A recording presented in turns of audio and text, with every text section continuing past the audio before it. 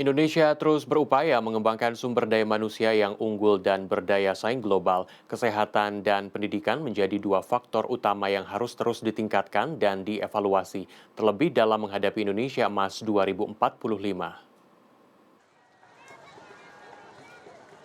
Menurut data BPS, angka kemiskinan di Indonesia pada Maret 2024 adalah yang terendah selama satu dekade terakhir, yakni 9,03%.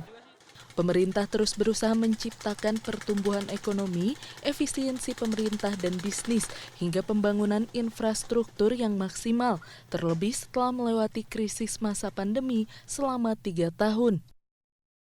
Kesehatan menjadi salah satu faktor penting yang mendukung pengembangan sumber daya manusia di Indonesia. Selama 10 tahun terakhir, Kementerian Kesehatan telah melakukan berbagai pencapaian. Di antaranya adalah 90% penduduk telah mendapatkan fasilitas BPJS, penyaluran 10.000 tenaga kesehatan di daerah terpencil, dan menurunkan angka stunting menjadi 21%. Namun, pemerataan tenaga medis masih menjadi catatan evaluasi bagi pemerintah. Jumlah dokter umum di Indonesia masih kurang 120.000 orang. Demikian pula dengan dokter spesialis yang jumlahnya kurang dan 59% diantaranya berada di Pulau Jawa. Jadi apa yang kita lakukan? Pertama adalah membuka kuota sebesar-besarnya untuk pendidikan dokter umum. Kemudian yang kedua, sehingga jumlah penerimaan lebih banyak. Kemudian membuka fakultas kedokteran baru dengan menggunakan sistem academic health survey.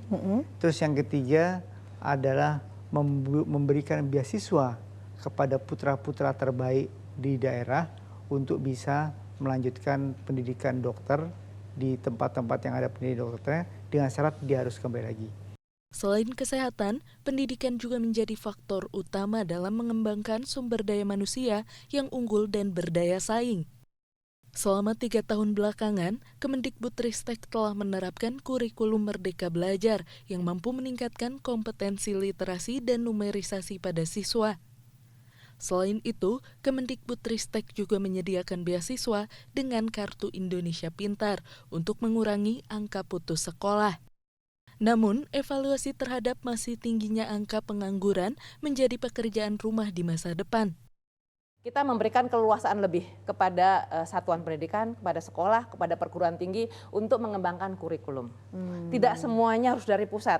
Karena yang tahu lapangan itu adalah daerah sekolah. Masing-masing ya, Jadi mereka sekolah perlu melakukan analisis lebih mendalam apa sih yang dibutuhkan. Keleluasaan lebih diberikan untuk menutup untuk program-program yang sudah jenuh nih di kebutuhan tenaga kerjanya. Kemudian membuka program-program studi baru yang memang sedang dibutuhkan. Kemudian kita juga melakukan link and match melalui berbagai program magang. Program magang dengan industri itu luar biasa sekarang, Mbak.